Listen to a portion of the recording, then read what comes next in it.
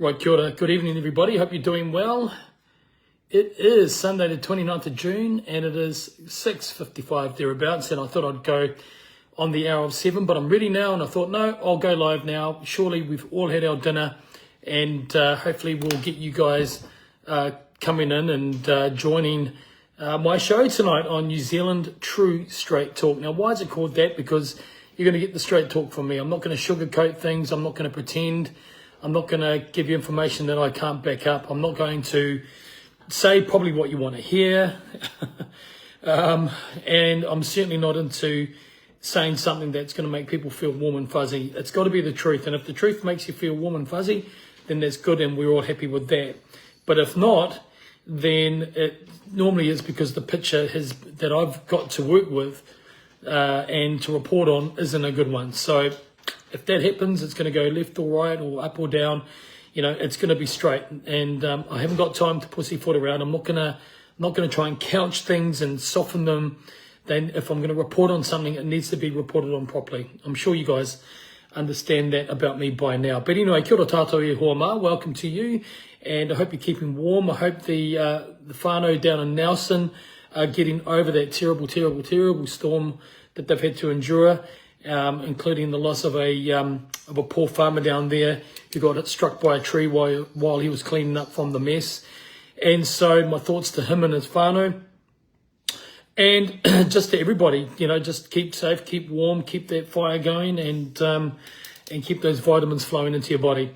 Anyway, let's get back into it, guys. Let's get into why we are here tonight. I'm going to give us a little bit of a rememory, if you like. I made that word up a little while ago. A remembering and memorizing and remembering what COVID actually meant to us, what COVID is going to mean to us, and what it's going to potentially look like very, very shortly. I've got some reports I want to share with you, some information, and just to plant some seeds as to why things are going on.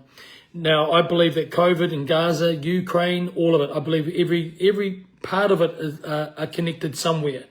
And so I'm going to break that down. We're going to look at that together. And also want to look at things like the trip that Christopher Luxon has just completed, visiting the EU and, of course, going to the NATO conference. Question I have is why?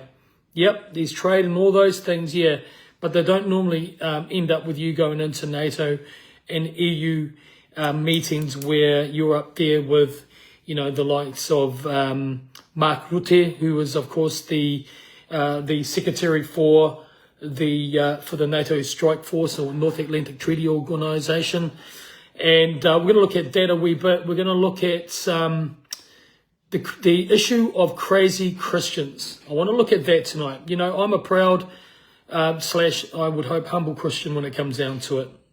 And I love my Lord, and I'm preparing my whānau and I to serve the Lord. We've got a ministry, House of the Lord Ministries, and all that. But Christians are doing themselves a huge disservice at the moment, and I'm going to look at that. I want to look at an example of what the new apostolic reformation means and is. Just going to touch on it lightly tonight. We're going to look at that, and because I think Christianity is getting a pretty poor rap at the moment.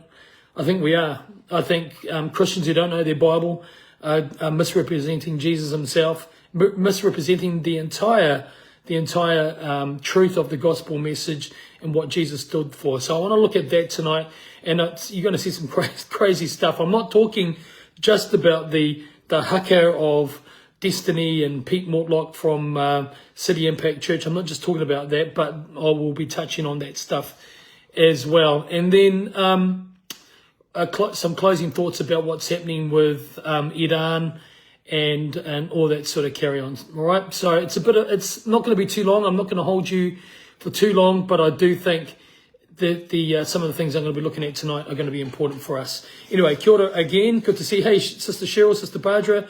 Good to see you. Welcome, Wayne. Welcome to you, Kurt. Ezra, welcome to you as well. Jake, welcome to you. Kat. And I thought the same thing. Yeah, why? Exactly. Yeah, exactly. All right, let's just touch on about the whole COVID issue. I've kind of dotted some thoughts down that I want to share with you. COVID really was a fair campaign, wasn't it? Wasn't it? It was a fair campaign to teach us how to obey the system, to swallow whatever propaganda and information that they would give us in light of the pandemic, that we would either accept or not accept. Unfortunately, the great majority of people in 2020 went along with it. They didn't do their due diligence. They didn't. Because I did due diligence and I was completely for the lockdowns. In fact, I was frustrated why Jacinda was taking so long at first. But my thinking was that this was a biological weapon. I didn't think it was some sort of strange disease served up at a local bat takeaway in Wuhan, China. And I didn't believe that. I believed it was a biological weapon. That's what I believed it was. And I thought a lot of people are going to die. They've done it. They've perfected it. That's what's happening. But it didn't happen like that. It wasn't that, was it? It wasn't even close to that. The pandemic that they announced, first of all, it was an epidemic. And then, of course, they took that step to call it a pandemic. And then they went about locking the world down. But what really was it? It was really a campaign to teach you and me and everybody else to obey those people in authority that were telling us what to do. Don't talk to your neighbors. Wear a mask and don't talk to people. Stand 6 feet apart. Don't get close. Lock yourself in. Lock yourself down. And then when you go to the supermarkets, don't talk to anybody. Don't do that. Oh no, don't talk to anyone. Don't go over and see Nanny, because if you go and see Nanny, you're going to put Nanny at risk and you might kill her. You remember all that stuff? But what it did, besides teaching us how to obey them, and with the threat, don't forget, there was a threat that if you didn't obey them and you spoke up, you were going to be, what was the terminology? You were going to be a conspiracy nut job. Now, I've been in that camp, since 2020 now. And yet the strange thing is, none of what I was concerned about turned out to be a conspiracy theory at all. It was conspiracy fact. There was something going on. Jacinda Ardern and her band of murderous merry men and women, they were locking New Zealand down and they were killing us, literally. Suicide, domestic abuse, domestic killings. Some men killed their children during the lockdowns. Did you know that? If you want to watch my first documentary, River of Lies, the New Zealand Scamdemic, go and watch that. My good friend Mike Beck is somebody who counsels prisoners. He counseled prisoners during lockdowns, after lockdowns, and dealt with some men who had killed their children because of the proximity issue of being locked down with kids, and some men couldn't handle it. So we had that to deal with. But we had this strange propaganda machine that ended up being an instrument to divide New Zealand, divide the world into two camps. One, you believed it and you went along with it, or you didn't believe it, you did your research and you thought, no, I'm not going to wear a mask because a mask won't protect you against anything unless you have the Mercedes BMW version of a face mask. No, I didn't believe that something that had a 99.97% survivability upon contact was going to affect me. Kids even less, 99.99%. So when you put that all together, when I put that together, I went, nah, I'm not going along with this. There's got to be another reason for the scamdemic that's happening here. Now, that took a lot for me because I locked my whānau down at first. And I thought to myself, why aren't they locking us down? They've got to lock us down. A lot of people are going to die. Remember the whole, thousands, tens of thousands of New Zealanders were going to die. Remember all that rhetoric? But what we've got to look at, moving past that, from that period in 2020, then we had the jab. We had the jab arrive in 2021. People so quick to race to go and get their jab. Why? Because Auntie Jacinda said it was safe. Said it was safe and effective. They were all saying it was safe and effective. In fact, when you go back in time, look at what's been said, you will see that all of the leaders, whether they be Premier Dan Andrews, whether it be Jacinda Ardern, whether it be Justin Trudeau, all of them were saying the same thing at the same time in the same way, and in the same condescending, controlling way. And how many people believe that? Now, I'm not having to go at anyone here now that's woken up to it, but will fall back then. I'm not having to go at you. Please do understand that. I'm not having to go at you because people were scared. Fear was the tool. Fear was the instrument that got people to lock up and pull their body heat together to their central organs and just hide, right? But the question we got to ask now is, what did it lead to? What did it lead to? Hi, Helen. Good to see you. Welcome. Well, this is what it led to. It led to the world being able to swallow lies. It taught the world how to swallow lies. And I think a lot of the world is waking up. Slowly, a lot of people still praise Jacinda, still think she's done a great job. Funny enough, I was looking at an interview with David Seymour with Michael Laws the other day. David Seymour saying she's a lovely lady. She shouldn't have been Prime Minister, but she's a lovely lady. So where is that guy at? Where's David Seymour at? Can you ever trust anyone that's the leader of a party called ACT? Really? Are they telling you something about the party? I think so. I think they are. But where have we got today? We've got people that are still asleep, but a lot of people are waking up. But it's the other things that mean the most at this point. From that scamdemic, we've now got digital surveillance. We've now got digital passports. We've now got the UN Global Pact. We now have the international health regulations. We now have the global pandemic response framework. It's a framework. But that UN Global Pact that we've got, Whānau, that's scary. That really is a problem. What else have we got more closer to home? We've got the new 2025 Pandemic Response Plan, which makes the COVID-19 Public Health Response Act of 2020, makes it look like kindergarten material. They have got the real stuff locked and loaded, ready for use shortly. And how many times do you turn onto media, whether it be New Zealand media, whether it be international media, but you end up seeing stuff, and I'll show you something now. When you see something like this is from last week, guys. I didn't include it in my show last week, but look at this. What does it say? Our changing world getting ready for H5N1 bird flu. Oh yeah. What else we got? We got cow flu, we got beef flu, we got honey flu, we got all sorts of flu. But look at that. That's last week.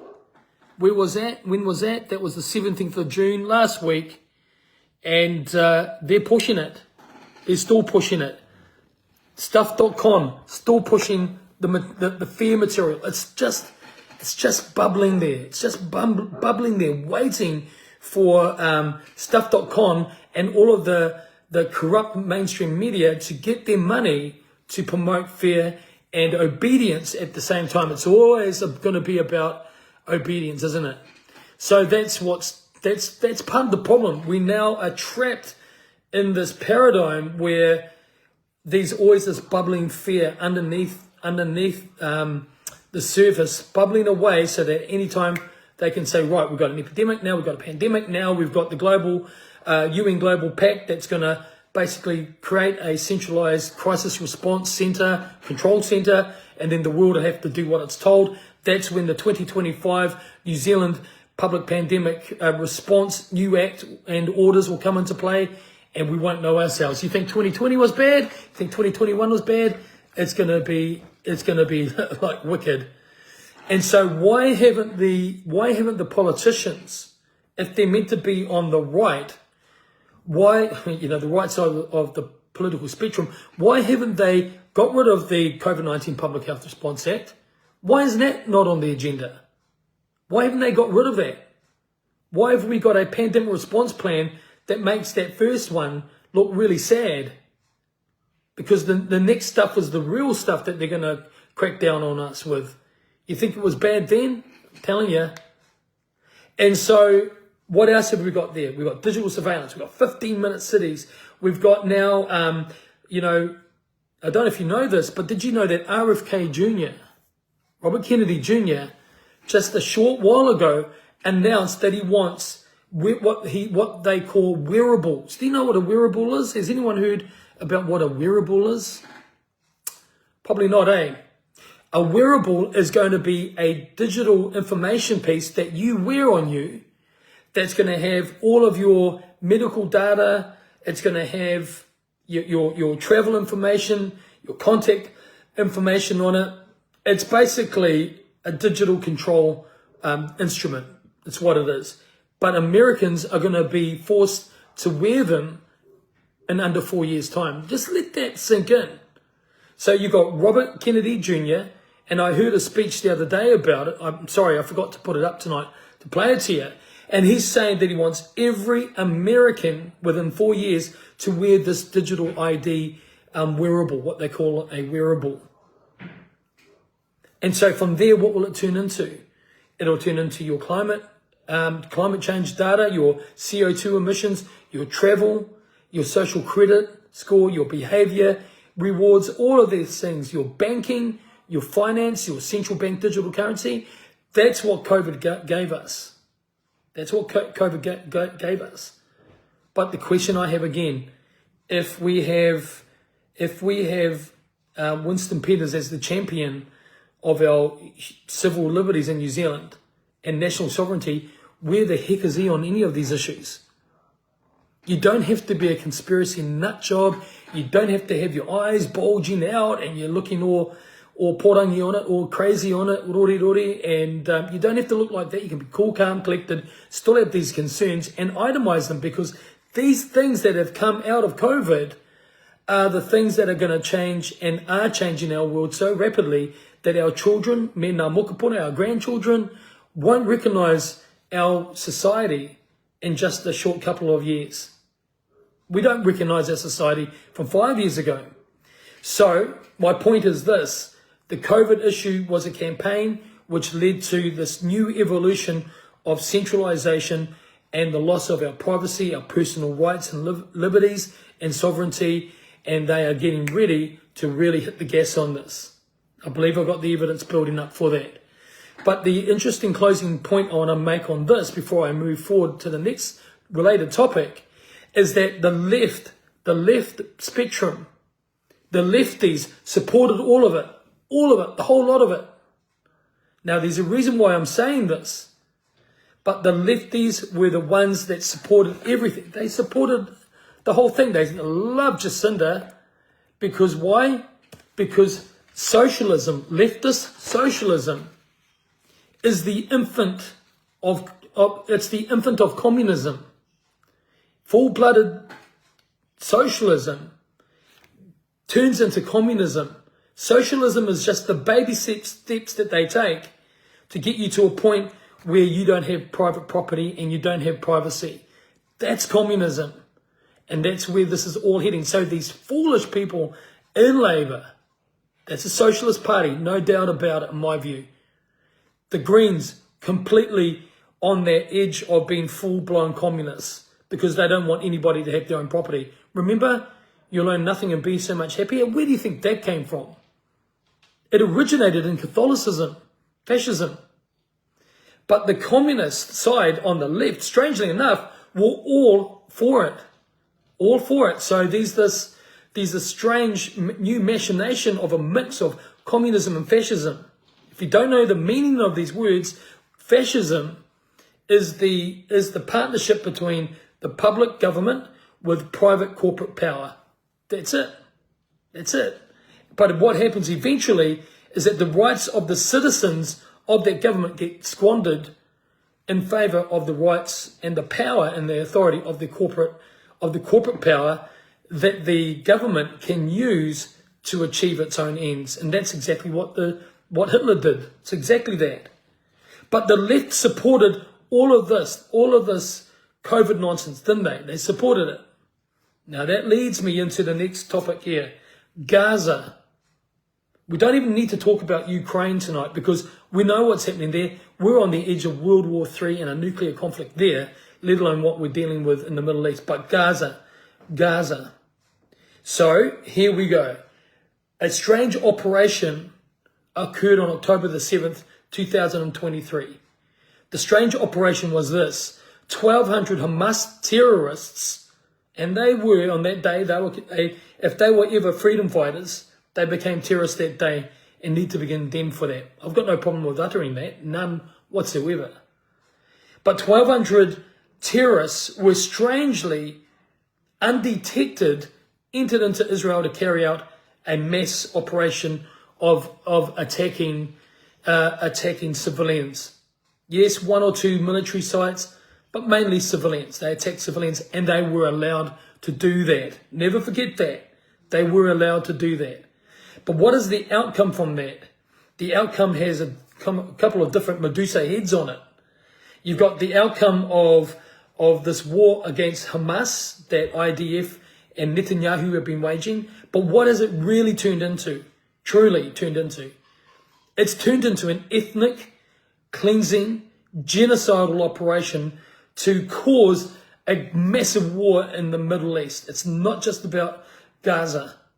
It's about a total conflagration that could potentially take us into World War III. I was saying this months and months ago about this. And then, of course, we've just had this little tete-la-tete between Israel and Iran. And then, of course, the United States entered into it. Now, according to the sources I'm looking at, it ain't good at the moment. Nobody is concrete about this ceasefire between Iran and Israel. Iran really pummeled. Yes, they got pummeled, no doubt about it. Iran got smashed, but Israel got wickedly smashed. They're talking hundreds upon hundreds of missiles that found targets in Israel, and dozens of high lethality, hypersonic ballistic missiles that nothing stops. And so you got Haifa, you got Tel Aviv, Beersheba, you got all these places across Israel flattened. But what has all this led to, really? What has it led to? Netanyahu has created so much hatred towards Israel. There's got to be a reason for it. Is it just because he's facing corruption charges and doesn't want to go to jail? No, it's more than that. It's more than that. That man ain't going to go anywhere. Even if they found him doing something completely he shouldn't be doing, he ain't going anywhere. This guy is one of the elites. He's one of the insiders. But why all of this? Why this pain? Why this suffering? Because it's teaching the world again to comply with the intolerable, just like we did in 2021. Well, I didn't, but I didn't go with the plan. But just like in 2021 to 2023, the world complied and tolerated what was going on with COVID. We are learning to do it again, but in a different way. And instead of being a conspiracy theorist, you are now labeled an anti-Semite if you speak up about this. Do you see the game here? 2021, 2020 to 2023, you were a COVID conspiracy theorist nut job. Now, if you speak up against this intolerable situation of an ethnic cleansing operation, killing and starving kids left, right, and centre, now you're not called a conspiracy nut job, you're now called an anti-Semite, which is the same principle. It's false. I haven't got an anti-Semite bone in my body. What I do have is an anti-Zionist attitude now because of what we've seen going on over there. Because Zionism is a tool of the elite to create this god-awful situation where a conflagration can occur. That's what it's about. And I've been saying that for a long time, I know. Why the pain? Because all the centralization that COVID achieved wasn't enough. They've set up all the machinations to control these things, but it wasn't enough. It wasn't enough. And so what are they doing now? They're going to create so much pain and suffering and intellectual distress and fear that all of us will beg to go into a one world global reset into this new dystopian nightmare that they want us to go into. It's not going to be good, whānau. It won't be good for Sabbath-keeping Christians like me, telling you. The Bible says that anyone who truly follows Jesus is not going to be able to buy or sell if you don't go into that system. And as a fundamental Protestant Christian, I can't go into that. And so, just like I couldn't go into the other nonsense through the COVID-19 pestilence nonsense that we lived through. Greetings, Brother Jim. Greetings to you. And so when we look at the outcome, look at the consequence of what's gone on now with Iran, Israel, and now the United States, what have we got? We have got, obviously, the most immediate problem is the threat of nuclear war, regional war, nuclear war, World War III. You've got Putin now with his boxing gloves, just, getting ready for a punch. You've got China using language I've never heard them use before, coming out and saying, we want to do business with you, America, but if you push this, you want war, we will give you war. China doesn't normally speak like that. I'm not saying China's some good guy. I'm not saying that at all. Massive problems there. But, for them to now say, we've got our boxing gloves on. So now you got the bear, Russia, and the dragon, China, with their gloves on saying, okay, United States, we're sick of your behavior. But isn't that just what is required to create the pain in you and me, the fear and all that we say to the UN, come on UN, put us all into a global situation of control, of centralized. No more borders. We don't need borders anymore. We don't need borders. We don't need to be anything. Let's just be earthlings. It sounds funny when you put it like that, doesn't it? But isn't it funny, though, that as the world has gone through this Gaza experience, how silent people were. The people that sided and I was with in 2020, now supporting Israel, cannot see, I don't know what's happened to their compassion and their humanity. 1 minute it was, we are standing here for freedom and rights and decency and human liberty and all these things, right? Gone. Supporting a massive manipulation delivered through the evil auspices of Netanyahu, killing 20,000 beautiful kids. And I love all kids, I really do. Killing them by shooting them in the head. The most amputations you've ever seen in kids throughout history. Shot in the head, starved, bombed. All of these things, the most amount of orphans in any one strip of land in the world. What's going to happen to these kids? What's going to happen to them? And now you've got Israel saying they've all got to leave Gaza. They've all got to move. They've got to go somewhere else. Anywhere. Egypt, Jordan, whatever. We don't care. Just leave. And the world has watched it just like they did with COVID. Do you follow me? Do you follow me what I'm saying here? The world has learned to tolerate this for fear of being called not a conspiracy theorist now, but an anti-Semite. I don't mind standing there and talking about all this and having all the evidence. It's the same thing as in 2020 for me. But what astounds me is people that try and justify what Israel has done. You know what? An Israeli statistician company has come out and saying these hundreds of thousands of Palestinians dead. It's not just 60, 70,000. It's probably 300,000. How many kids have died in that? And so the interesting thing, the right, I was considered in 2020, according to stuff and all those evil mainstream media outlets, I was considered a far-right activist. But now I must be considered a lefty because I'm against this. Because it's the right and the extreme right that are supporting this action in Gaza. So there you have it. You got COVID, it was the lefties. Now you got Gaza in the Middle East, and it's the righties that are supporting this. And may God help those Christians that support it. They are, I'm confidently telling you, God will judge them accordingly. And I would say by now, in the scheme of things and in the schedule of things, if you still support Israel in any way, you're an absolute nut job with no humanity and no compassion. That's it. So I'm talking about your Brian Tamakis. I'm talking about your Pete Mortlocks. I'm talking about all these Christians across New Zealand that are supporting Israel in this. I'm talking about Perry and Sheree Trotter, who from the indigenous Israeli ambassador something or rather. They're all nut jobs. Because if they didn't understand 2020, and I don't think, and from what I understand, Perry and Sheree probably were probably on the other side in 2020. But now they're completely on the side of pushing that Israel, according to the Bible, they say, is justified in starving to death civilian populations and shooting them. 56 of them just the other day, waiting there getting food. And now it's completely come out. This is a big point here. It's now completely out, that the idea of soldiers have been commanded by their commanders to shoot Palestinians that are going to get food from the food aid distribution center by the Gaza Foundation. And the world has tolerated this. Why are they tolerating this? Why have they been trained to tolerate this stuff?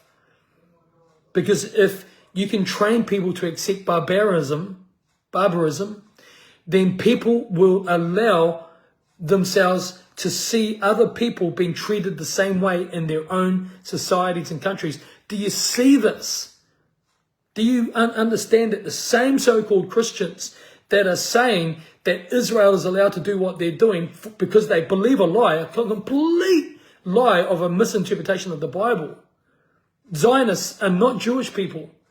Not all Jews are Zionists, and not all Zionists are Jewish. But where this is going is this end state position where humans will be in their communities and they won't have a problem watching their neighbors get taken away for dissidents as long as it doesn't affect me. Do you see this? And the so-called silly Christians that are doing this, that are agreeing with it, are the very same ones that will either push the button and tell on you for being a dissident, or they'll end up a victim themselves. This is the stupidity of it. And the other thing is too, hey Vic, good to see you, brother. The other thing is too, is that, you know, in the Bolshevik revolution in Russia, after the revolution was successful and it was complete, Stalin and Lenin ended up wasting so many millions of their own people that supported them. It wasn't funny. Why? Because they knew that they were the problem children and didn't want them to be a problem in the future. It's unbelievable, isn't it? And this is why I think this is what it's all about. They are conditioning you and me and everyone else. They're trying to condition us to accept barbaric behavior for when it really does appear on our doorstep. We just say, oh, as long as it's not affecting me, we're just going to shut up and, you know, pull the curtains down and we're not home. Think about that, friends. Think about that. Think about that seriously. Now, I'm going to show you some of these clips I want to show you. And I'm going to have a good slurp of my Earl Grey. Excuse me once again. Oh, the best. All right, I'm going to show you some of these things. Here's something here that I saw on the on social media today, and I thought, yeah, we can have a look at this because this is what I thought. Let's have a look at this. Hey, Jill, good to see you. Kills over 10 million people in the next few decades. It's most likely to be a highly infectious virus. If we get an airborne pandemic, if we hadn't built ahead of time some structures to deal with this, millions of people could be adversely impacted. But also there will be a surprise outbreak. The next administration, that there's no doubt in anyone's mind that they will be faced with the challenges that their predecessors were faced with. Pandemic prevention and preparedness is going to end up being, whether the administration likes it or not, a priority, a top priority. Trump is now president. When he faces his first major epidemic, as his predecessors have, he will likely project his impulsivity, xenophobia, and cavalier attitude towards facts to over 52 million followers. We may yet again have another pandemic, and it is almost inevitable that we will have another pandemic. Welcome to Event 201. What's looking like it will be a severe pandemic. A new coronavirus. Why don't we blow the system up and then say, hey, everyone in the world should get this new vaccine we haven't given to anyone yet? But it is not too crazy to think that an outbreak of a novel avian virus could occur in China somewhere. We could get the RNA sequence from that and print those vaccines on a patch and self-administer. If anything kills... All right, okay. So you get the drift of that, eh?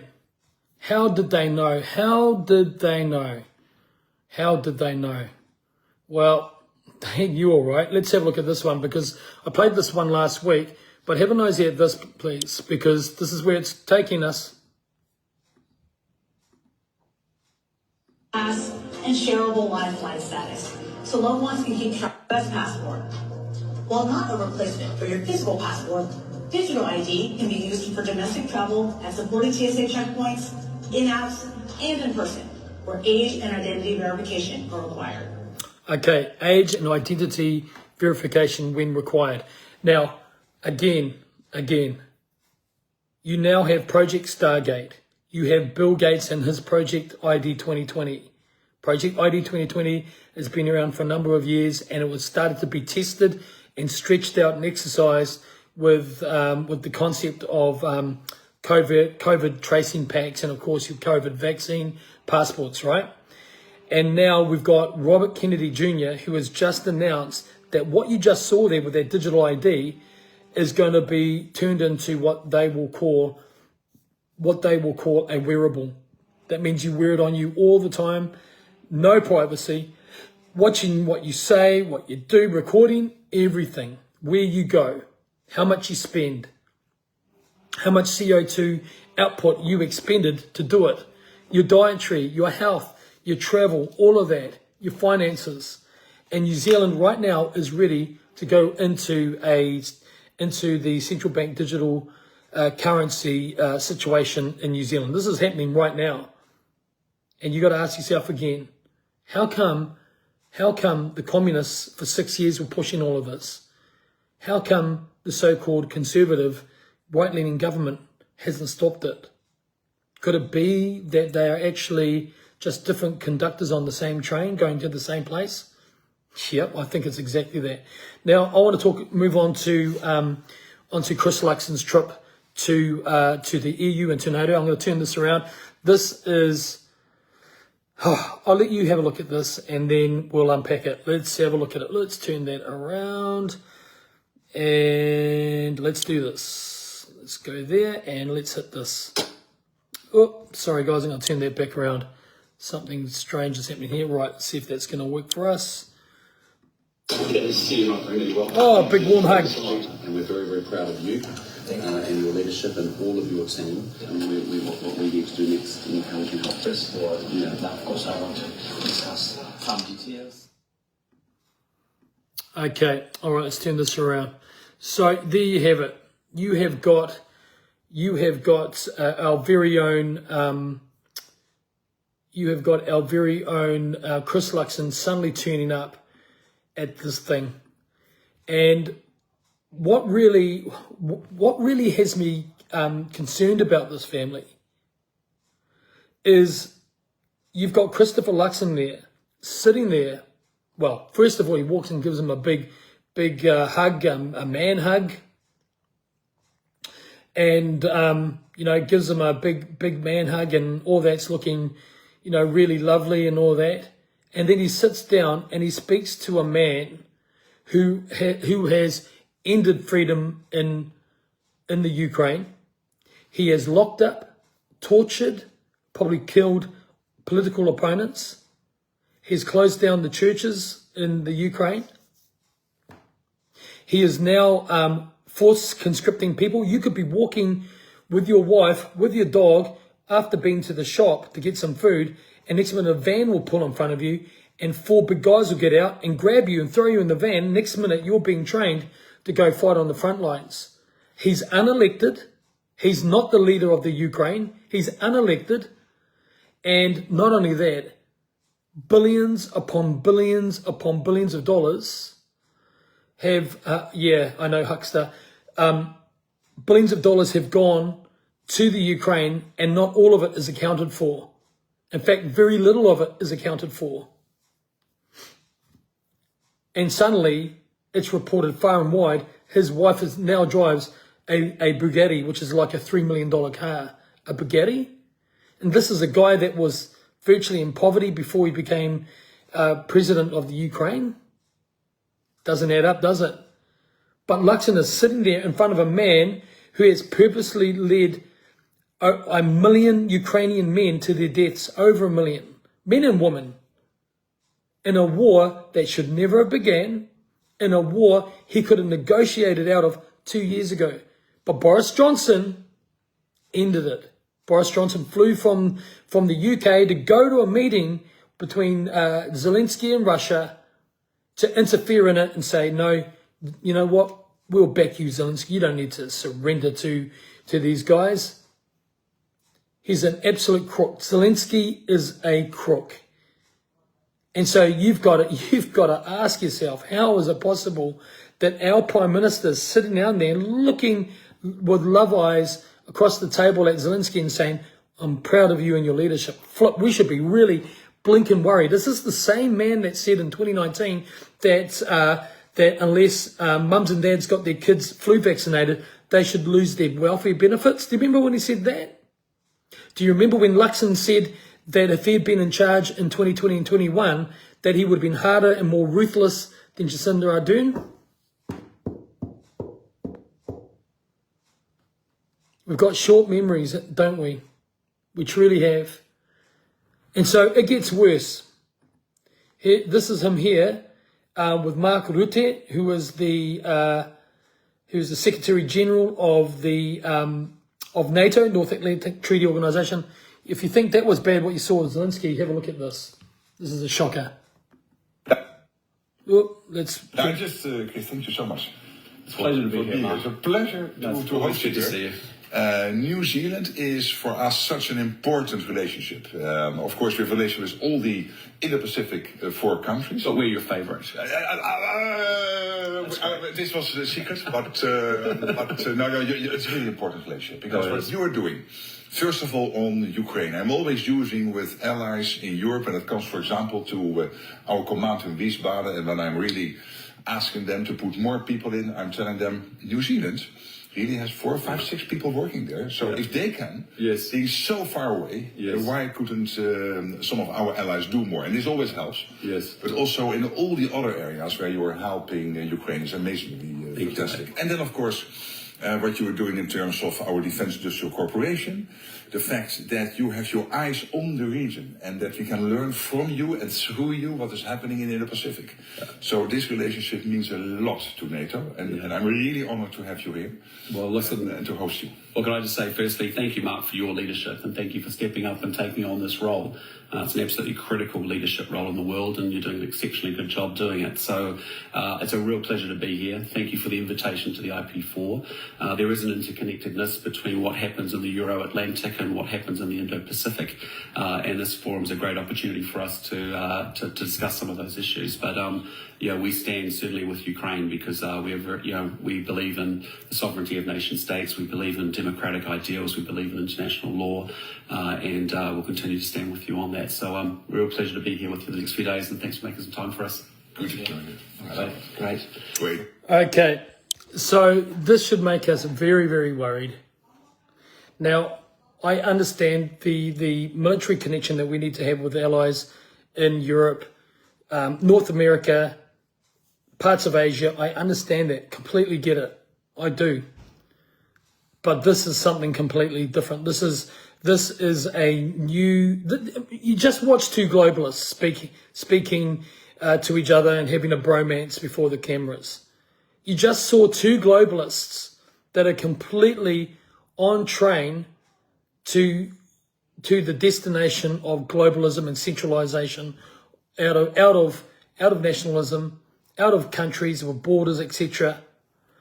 And you've got New Zealand like a little puppy hanging out for the crumbs for some reason here. Now, of course, you've got, they talked about the Indo-Pacific region, the different, Asia, of course, investment, economic areas. I completely get all that. This is something else. This is an amalgamation and a infiltration of New Zealand into this global setup. Now, the EU, of course, the EU is the home of, you've got the other branch of the UN headquarters in Geneva. Switzerland is a very deeply evil place, believe it or not. So many good things happened in Switzerland throughout the years, but so many deeply evil things have happened there as well. You've got that. You've got Brussels and Belgium. I've been to Belgium, beautiful place to drive through. And, you know, but these things, you've got the city of London over across the water there, you've got Berlin, you've got Paris, you've got all these centres of globalism that are working right now against us and against their own people. Never forget that. Mark Rutte, who's the former Prime Minister of the Netherlands, he's an absolute pig of a man. Absolute horror story of a human. He's a globalist. He's a World Economic Forum man. He actually said, while he was Prime Minister of the Netherlands, he actually said he would rather be at the World Economic Forum than serving the people of the Netherlands. You can't make this stuff up, man. You can't. Anyway, let's go back to some of the Gaza notes I've got here. I want to start with this, because one thing I am not an anti-Semite and I'm not anti-Jewish. And here are some awesome, incredible people, that Israeli Jews that are fighting to stop the genocide and the war. Well, it's not a war. The extermination in Gaza. Let's have a look at this.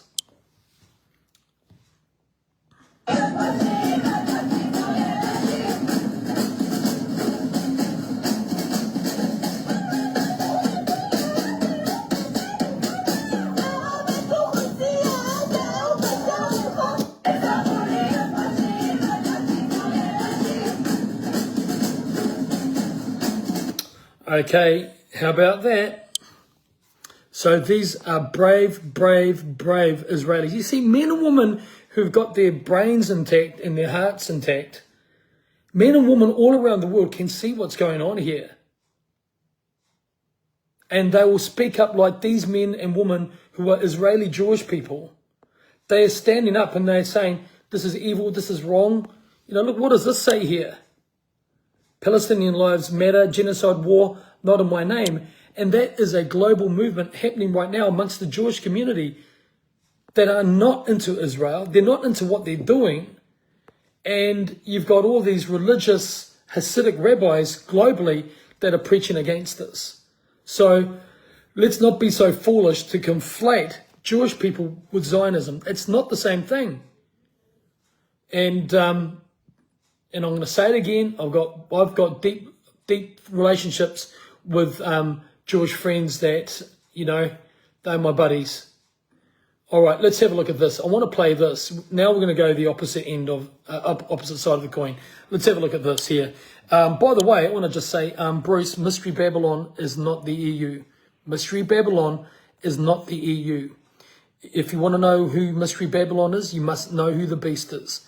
And if you want to know what that is, Daniel chapter 7, verse 25, Revelation 13, and Revelation chapter 17 and 18. And you will realize it cannot be the EU.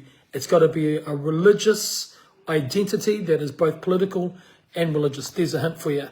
Anyway, that's Bible study for another time. Let's have a look at this. Who Iran wants to kill is all the Jews. Iran's intent to exterminate the Jewish people. In the Islamic Republic of Iran, the second largest Jewish population in the Middle East outside of Israel. We've been in Iran for 2,700 years. Homayun Someya is the president of the Tehran Jewish Committee. In Iran, we have complete freedom to carry out our religious duties. There's a lot more religious diversity in this country than many people know about. For instance, in Isfahan alone, there are 13 synagogues. Chair Behravan used to live in New York City. One thing he values in Iran, he says, is the absence of anti-Semitism. I feel safer here than probably United States. Sion Machrefte is the head of Isfahan's Jewish community, and he says we consider ourselves Iranian Jews, not Israeli Jews. I cannot live without Iranian culture. Morsadeh is an elected member of Iran's parliament. My decision about Israel based on the Iranian national interest.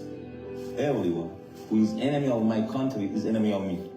Well, so there you have it. And that's what I've been trying to say, that for 2,700 years or more, actually, probably more than that, the Jewish community has thrived in Iran, but not only in Iran, but other places like Yemen, of course, other countries like Syria.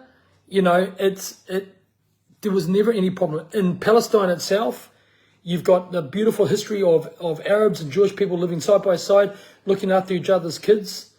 But unfortunately, this is what it's turned into. Let's have a look at this. Oops, sorry guys, just turn the sound on, that'll help. אנחנו לא רוצים את זה, ולכן אם הילדים של עזה צריכים לרעוב ולחיות בעזה ירעבו למוות, אנחנו לא רוצים את זה, ולכן אם הילדים של עזה צריכים לרעוב ולחיות בביוב ולשתות מים, so be it. The Israeli media has been largely rock solid behind military operations, but leading the charge in this is Channel 14. It's uber nationalistic. It is the tool of the far right within Israel, beloved of the Israeli Prime Minister, who gave one of his only interviews since the 7th of October 2023 to Channel 14.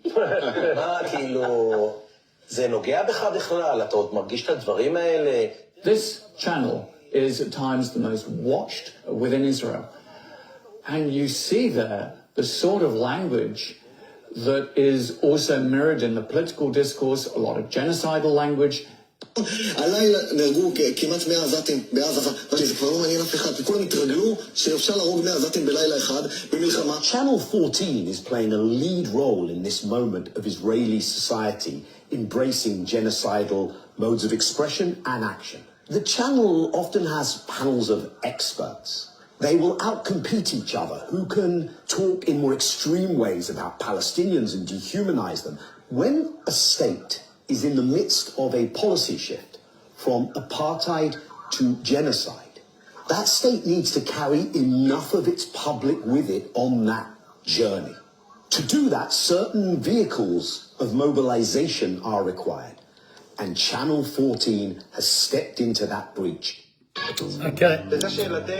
Right, so you get that. So that is propaganda. That is the same type of propaganda that we had to endure in 2020, where, you know, lock up, face masks, you know, lock yourselves down, 6 feet apart, all of that. It's no different. It's no different. It's just a different, a different idiom, if you will. It's just a different way of approach. It's not a pandemic, but it's a propaganda-based initiative to get people to respond and behave in a certain way. I'm sure you're following me. But one of the countries that I am particularly impressed with that are trying to do something about this is Spain. Have a look at this. I find this quite fascinating. Let's turn this around.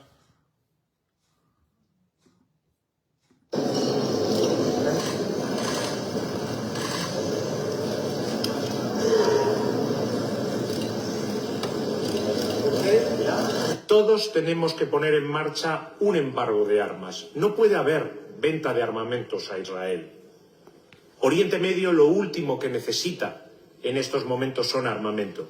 Y tenemos que revisar la lista nacional de sancionados individuales que tenemos cada uno de nosotros y también la Unión Europea, para estar seguros que no permitimos que aquellos que no quieren la solución de 2 estados, que todos sabemos que es la solución definitiva para conseguir paz y estabilidad para Oriente Medio, puedan triunfar y hagan inviable un Estado palestino. Okay, so what he's saying here is that this is the Foreign Minister of Spain, but I was listening to the Prime Minister of Spain as well, and what an incredibly smart man that man is. He's come out and said, look, Spain is going to lead an operation to basically embargo Israel, to prevent arms sales to them. They've got all those countries there that you saw in that consortium that they've got there. They've all been invited in, including Arab states that are going to apply pressure on Israel to cut this out, stop it, right? And so I'd like to say, if anything, Christopher Luxon should be there. That's where he should be. Now, I'm going to finish off on this one here, guys. I'm going to... actually, hold on one second. I've just got this to show you as well. Now, one of the consequences as well with this thing with Iran, Bondo, who's, of course, she's a very, very dangerous lady in charge of the Justice Department in the US. She says the Department of Justice is on high alert over concerns about Iranian sleeper cells. Now, we all knew that this was going to come at some point, didn't we? We all knew that that they were going to start saying that there were risks of Iranian sleeper cells because of the huge open border that they had for 4 years under Biden. They're now saying, of course, Iran must have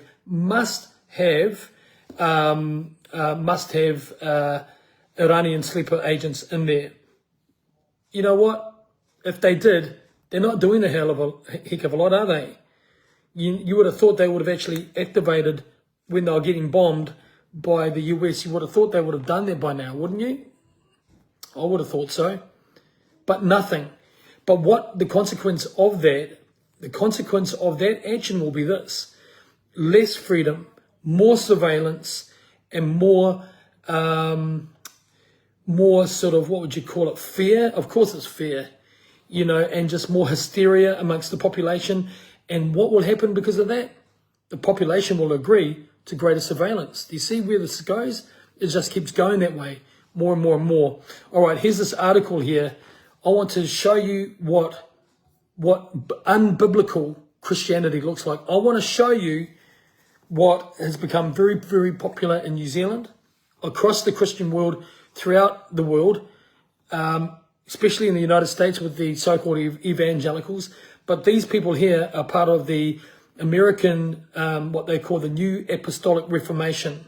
The New Apostolic Reformation, of course, has other, guys like Bill Johnson, Creflo Dollar, all these different sort of, prosperity preachers, little gods, unbiblical doctrines that they have. And unfortunately, the NRA churches in New Zealand are City Impact. That's one. Peter Mortlock is a NAR bishop pastor. Then you've got Destiny Church, and you've got not only and it hurts me to say this because I get on well with Brian, but Brian is part of the New Apostolic Reformation as well. And it's corrupt. It's what the Bible calls Babylon.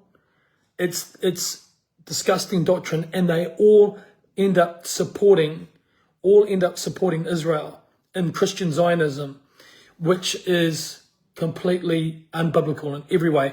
I want to show you this. Have a look at this. This is what it looks like. We just thank you right now, Lord, from the east, the west, the north, and the south. You will shake America with your power and your glory. We cancel every assignment of the enemy.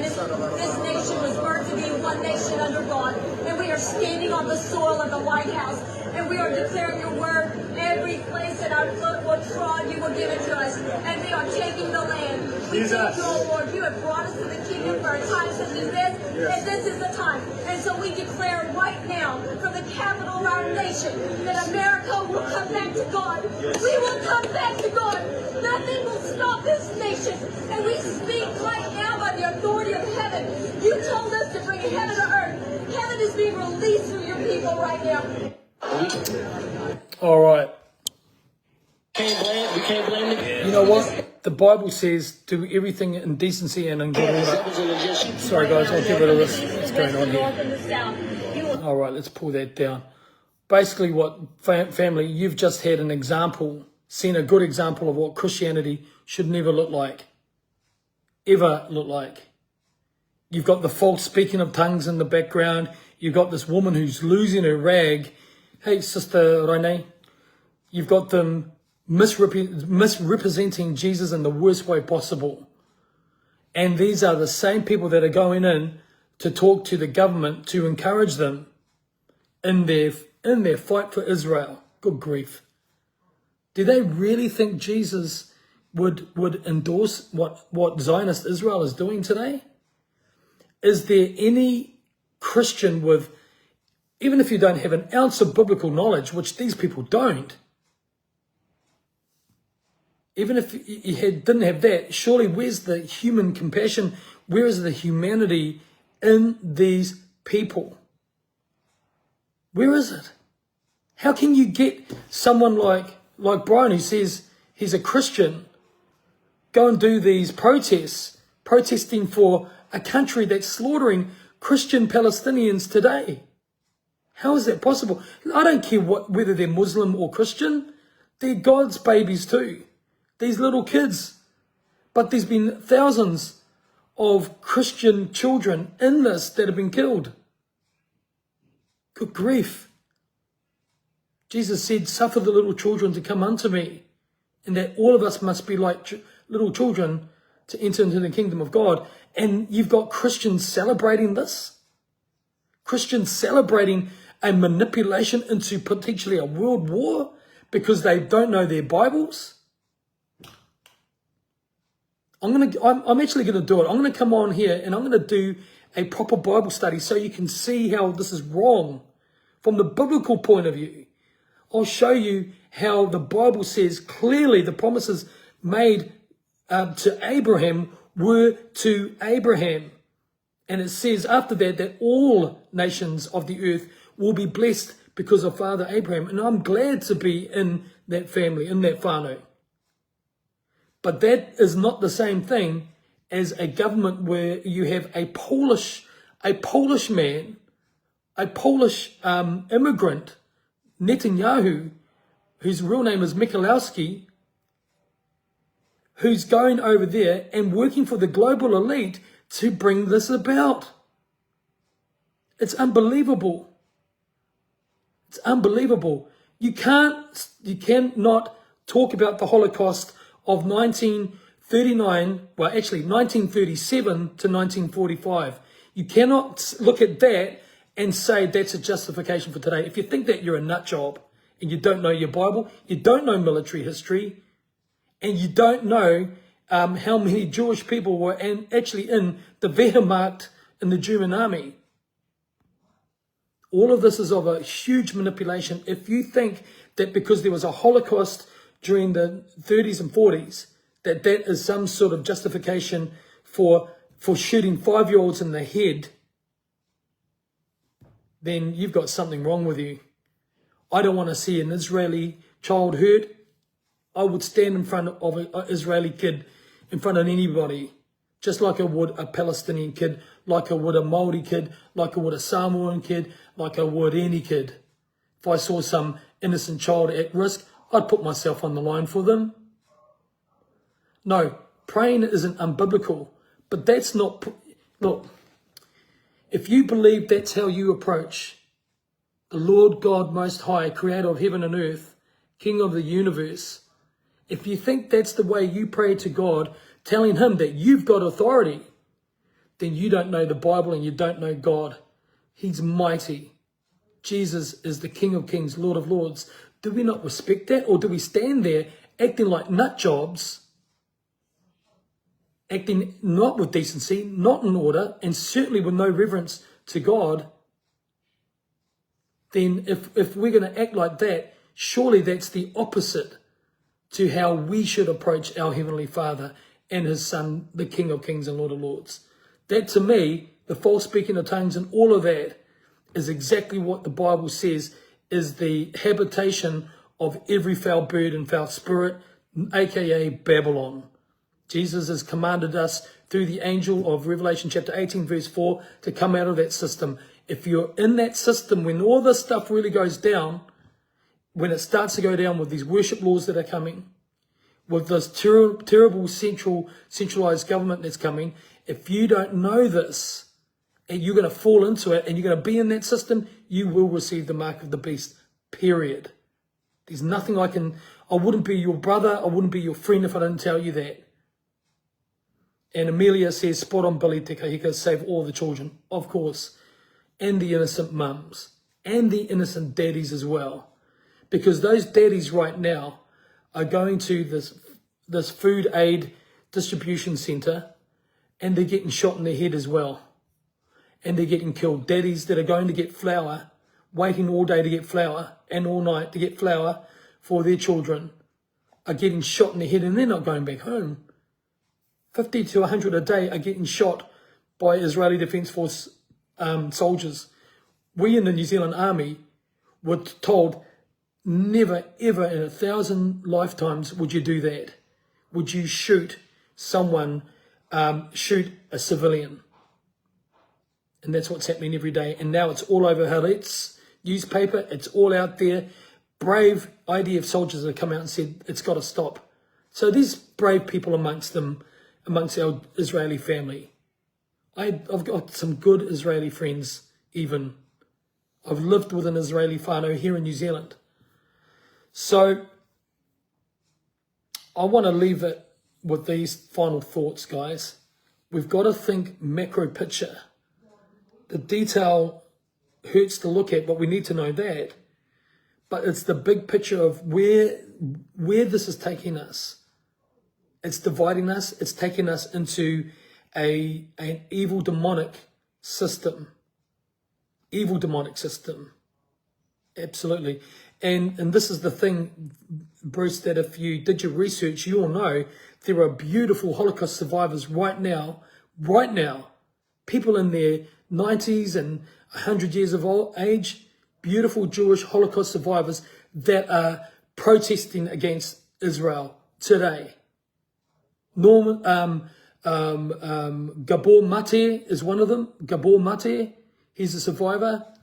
Norman Finkelstein, he is the son of survivors. All of his family got murdered in the ghettos in Poland. There are numerous Holocaust survivors right now that know what's going on. They're not fooled. So why are you being fooled? There is no substantiation and justification for this. And again, I'll say it again. If by this time in life, throughout what we've seen, you're still supporting Israel for this behavior, with this behavior, then you've got serious theological problems and serious humanity and compassion problems. And I'm not going to, this is straight talk, remember? So I'm not going to defend anyone that's going to say, wow, Israel, there was a Holocaust. No, nonsense. It's just, you know what? In fact, let's take that a little bit further. Take it a bit further, shall we? It's like when you have someone that's molested children. Bruce, pay attention. When you have someone that's molested children and they're in court and they say, well, I was molested, so I went and molested that child, and it's not my fault. I was molested, so I'm going to go molest children. What a load of hog wallop. Do you see the point? Do you hear the nonsense in that? Because I was molested, I'm going to molest others. Nina, you're absolutely correct. Nina has just said it. Israel was the name God gave to Jacob. It was never a landmass. That's exactly right. It's exactly right. The promise made to Father Abraham in Genesis chapter 12, verse 3 is this: I will bless those who bless thee, and I shall curse those who curse thee. He's talking to Abraham. There was no Jacob by then. There was no Israel. And Israel referred to the lineage. And then Jesus starts to let it drop in the gospel messaging by saying, there is, many will come from east and west and sit at Abraham's table. By the time you get to the writings of Brother Paul in the book of Romans, in Corinthians, all these wonderful books that Paul wrote, he's explaining that. And in also Galatians, he's saying there's no longer Jew or Greek, free or bond, male or female, for we are all one in Christ Jesus. People who accept Jesus are the people of God. People who obey Jesus at the end of time will be the ones that will not receive the mark of the beast. If you don't know what I'm talking about in any of this stuff and you want to learn, email me. Join my Bible studies. I'm getting people joining every week. Join my Bible studies. Learn about what Babylon is.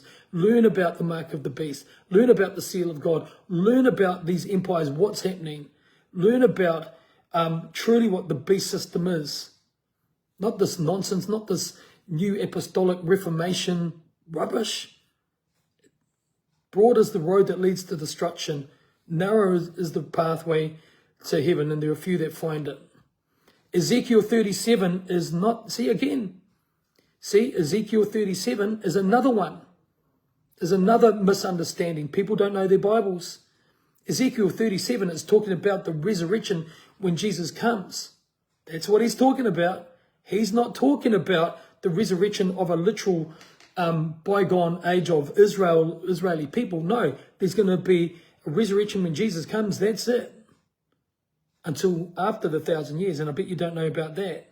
So no, Ezekiel 37, Isaiah, Genesis, all of those quotes, and a number of those ones that are from about the mid of the Old Testament onwards, Old Testament, all testify to a new world. Go and read Revelation chapter 20 and chapter to 21 and chapter 22. Go and read that.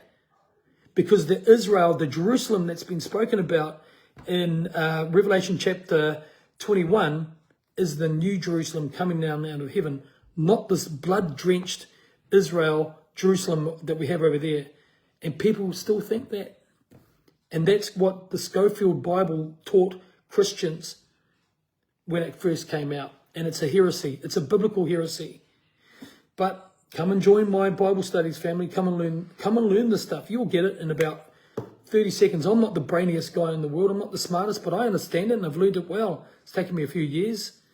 And so I'm happy to debate any Zionist Christian any day to expose where they've got it wrong any second of the day. Anyway, I digress. So I care about these issues, of course. All right, whānau, that's it for me. I've got to go and have prayers of my own family now. So for evening prayer, just want to thank you for your attendance tonight. Please hit the share button and seek the Lord while he can be found. All of these things that we talked about tonight are to try and point you to the fact that none of this is happening by chance. It's taken us somewhere and we need to keep our eyes on what they're doing. New Zealand, we are right at the front of the queue for tyranny. You know, our deep elite that we have here are on it. The Helen Clarks, the Jacinda Arderns, the John Keys, all of these sorts of people have been all interconnected all the way to where we are today. And we've still got a little bit further to go, unfortunately. In New Zealand, we probably won't fare that well in another pandemic, which I believe they are getting ready to orchestrate now, certainly within the next couple of years. Do keep the peace in your spirit. I want to say, if I've offended anyone tonight, my apologies for that. It's never the intention to do that. I just can't stand error. I can't stand foolishness. And I certainly cannot suffer inhumane thinking. Don't like it. It's your right to do it. I'll never do anything about it, but I can at least speak up about it and acknowledge it. All right, guys, I will see you tomorrow night. I'll be going live, same time again, probably around about 7 tomorrow. And look forward to being in your company again. Lots of love to you, Sister Kathy. Paul Maria, Amelia, good to have you here. Mike, Pamela, good to see you as well. Wendy, nice to have you here as well. Jace, Paul, and all of you. Deb, good night. Paul Maria, have a good night's sleep and stay vigilant. Talk to you tomorrow night. Take care. Kia ora, Tina.